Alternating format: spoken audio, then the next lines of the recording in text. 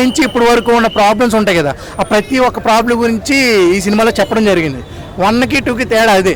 1 ఒక ప్రాబ్లం గురించి చెప్తాడు, దీంట్లో 100 ప్రాబ్లమ్స్ గురించి చెప్తాడు.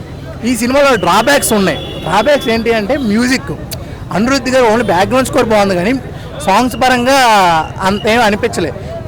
మనం డబ్బింగ్ ఆర్టిస్టుల వల్ల కూడా ఈ సినిమా దొబ్బింది అనిపిస్తుంది వాళ్ళ వల్ల. ఎందుకంటే డబ్బింగ్ అంత బాగా చెప్పలేదన్న, కానీ ఒక భారతీయుడిగా ఈ సినిమా అయితే చూడాలి. చూసి ఒకవేళ మారేవనుకో భారతీయుడిగా మనం గర్వేస్తాం. ఇంకోటి ఈ సినిమాలో ఇంకో డ్రాబ్యాక్ ఏంటంటే విలన్ రోల్ అంత బాగా నచ్చలే నాకు. విలన్ రోల్ ఎందుకంటే మనం ఫస్ట్ పోలీస్ విలన్ కాదు పోలీస్, దీంట్లో 10-15 మంది ఉన్నారు కానీ పోలీస్ చూసావు కదా, ఆ పోలీస్ రోలు మనకి ఎంత ఇంపాక్ట్ ఉంటుంది.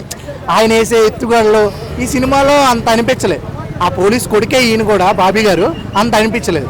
అలాగే ఈ సినిమాలో ప్లస్ పాయింట్స్ కమల్ హాసన్ గారు యాక్టింగ్, ఆయన యాక్టింగ్, అలాగే మన శంకర్ గారు స్క్రీన్ ప్లే, అలాగే సినిమాటోగ్రఫీ, ఇంకా సిద్ధార్థ్ గారు.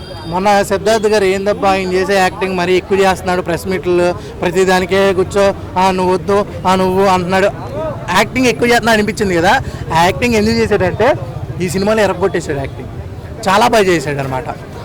నిజంగా ఈ సినిమాలో ఎమోషన్ సీన్స్ 2 సార్లు ఏడుపు వస్తుంది అన్న. ఒకటి సిద్ధార్థ్ గారు వాళ్ళ డాడీ మధ్యలో జరిగే సీన్లో ఏడుపు వస్తుంది.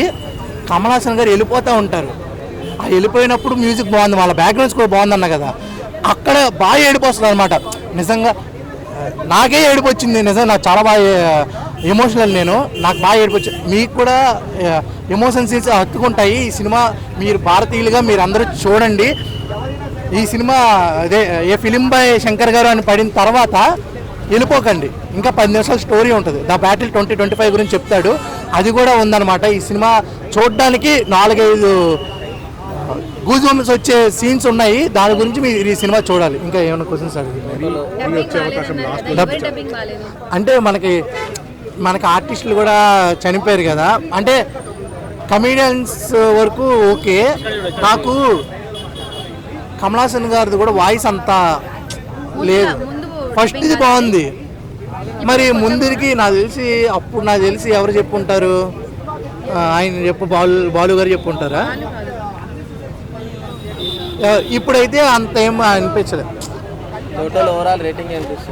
రేటింగ్ 4.5. ఎందుకంటే సినిమా పరంగా ఇప్పుడు మన గురించి చెప్పుకునేటప్పుడు చెడు ఉంటుంది, ఆ చెడును పక్కన పెట్టేసి మంచి తీసుకుని ముందుకెళ్తే మంచిదే అని భారతీయుడిగా ఒక పౌరుడిగా. హీరోయిన్ ఎవరు లేరు. రకుల్ ప్రీత్ జస్ట్ ఏదో వాడారు అంతే. కాజల్ గారు పార్ట్ 3లో ఉంటారు అని చెప్పి చూపించారు.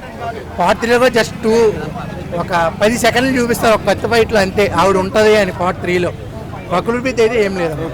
Please subscribe Pragna media. Please like, share, subscribe to Pragna Media. Pragna Media, please do like, share and subscribe. Please subscribe to Pragna Media. Please like, share and comment if you like the video. Pragna Media.